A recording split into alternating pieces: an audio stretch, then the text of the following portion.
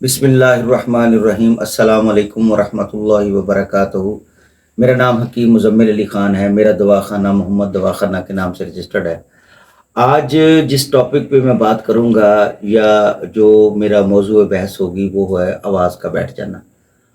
ये क्रिटिकल मसला बहुत ही ज़्यादा है और अक्सर हमने आम देखा है कि आवाज़ बैठ गई है और गले से आवाज़ नहीं निकलती। गले का इन्फेक्शन, गले का प्रॉब्लम या गले के क्रिटिकल जो मसले हैं, इसमें ये हमारा बहुत ही ज़्यादा अरसा दराज से इंतहाई मुजर्रब एक नुस्खा है, वो भी मैं बयान करूँगा।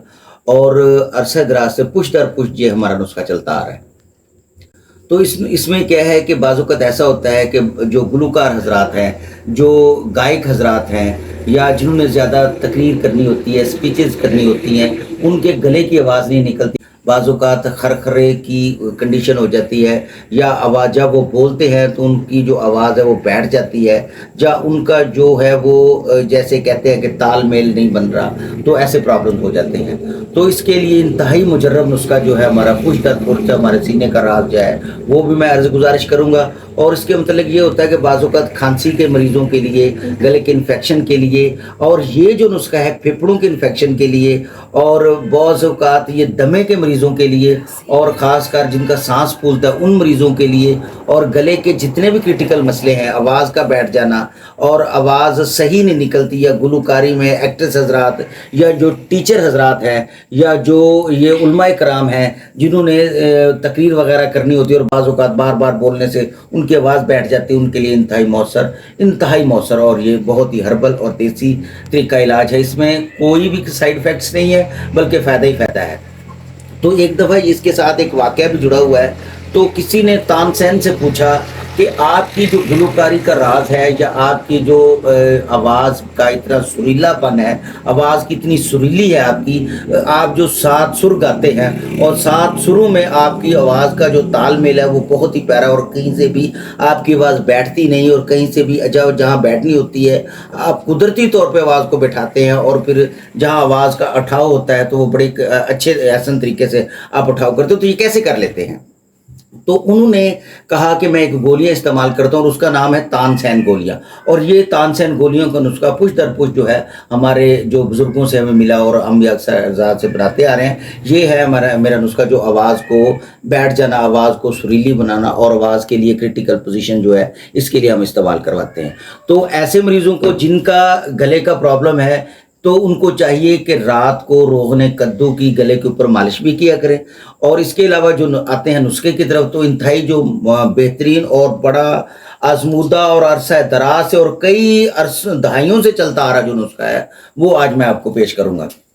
अल्लाह पाक के फजल से, अल्लाह पाक की रहमत से मेरे जो 35-40 नुस्खा जात हैं, इंतहाई मुजर्रब तरीन नुस्खा जात हैं जो अरसा दराज से चलते आ रहे हैं, और हम उन्हीं पे ऊपर फोकस किए हुए हैं। हमारे बुजुर्ग भी इस्तेमाल करते थे और आगे हम भी इस्तेमाल करते हैं। तो आते हैं नुस्खे की तरफ। तो नुस्खे में अल्लाह पाक के फजल से, अल्लाह पाक की रहमत से जो नुस्खा है, जो पहला जुज़ है उसमें आपने ले लेना है खुलंजा। खुलंजा आपने ले लेना है 6 माशा। इसके बाद आपने लेना है 7 मुलट्ठी, 1 माशा। लौंग जो है वो 1 माशा। तुख्म इलायची खुर्द, यानी तुख्म इलायची खुर्द से मीन्स के उसके ऊपर वाला जो छिलका है इलायची का वो नहीं लेना, बल्कि अंदरूनी उसके बीज लेने हैं। इसके बाद आपने कबाब चीनी लेनी है, वो जो है 6 माशा। इस तरह नागर मोथा जो है 1 माशा, बाल छड़ जो है 1 माशा। इसमें कस्तूरी खालस, देखिए इसका जो मेन जुज को नुस्खे का जो मेन जुज है वो कस्तूरी है। कस्तूरी 1 माशा आपने लेनी है, और इसके अलावा दारचीनी जो है 1 माशा लेनी है। इसके अलावा बुरादा संदल जो है वो 1 माशा लेना है, और सत पुदीना जो है वो खालस जो है वो 3 माशा लेना है। इसके अलावा आपने ज़ाफ़रान जो खालस है वो भी 3 माशा लेना है। इन तमाम चीज़ों का पहले आप ये ऐसा करें कि इन बाकी कस्तूरी ज़ाफ़रान को निकाल के बाकी सब चीज़ों को रिफाइन पाउडर करके इसको बाद में सत जो जितने भी इसमें मिलाते जाइए और खरल करते जाइए। जब इसको अच्छी तरह खरल हो जाए, बाद में इसको कस्तूरी की और ज़ाफ़रान को लहदा पाउडर करके इसमें मिला के एंड पे इसको कस्तूरी डालें। कस्तूरी डाल के इसको बंद किसी डब्बिया में, ऐसी बंद डब्बियों में रखें जहाँ से ये लीकेज ना हो। लीकेज ना होने के बाद आपने क्या करना है कि रूह क्योड़ा की मदद से दाना मूंग के बराबर गोलियां बना लें। दाना मूंग के बराबर। अगर आपने आवाज़ को सुरीली करना है तो इसके लिए आप वो गोली पान के पत्ते में रख के इस्तेमाल करेंगे, उसको चूसेंगे आहिस्ता आहिस्ता।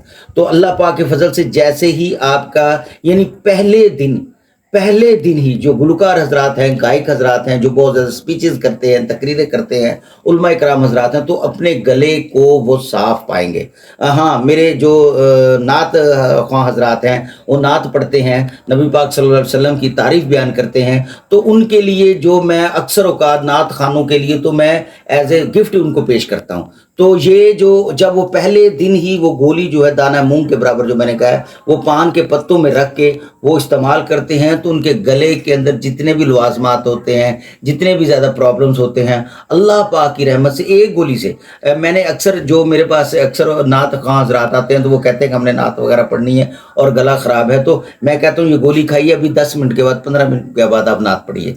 तो इसके बाद वो जितने भी गले के प्रॉब्लम्स हैं, गले के इन्फेक्शंस हैं, या गला आवाज़ का बैठ जाना है, आवाज़ का अठाव नहीं होता, आवाज़ का जो वो सही जो गले से आवाज़ निकालनी होती है, आवाज़ का सुरीलापन होता है, आवाज़ के अंदर जो एक इंतहाई नफीसपन होता है, वो आवाज़ से निकलता है। तो अल्लाह पाक की रहमत से, अल्लाह पाक के फजल से पहले दिन से ही वो बेहतर महसूस करता है। अच्छा, इसके लिए मैं एक गुजारिश करता चलूँ कि आपने इसको जो आपने खुराक ऐसे दोस्तों ने, मरीज़ों ने, भाइयों ने जो खानी इस्तेमाल करनी है, उसमें लिक्विड चीज़ों का इस्तेमाल होना चाहिए, खटाई का इस्तेमाल ना होना चाहिए, तली हुई चीज़ों का इस्तेमाल ना करें।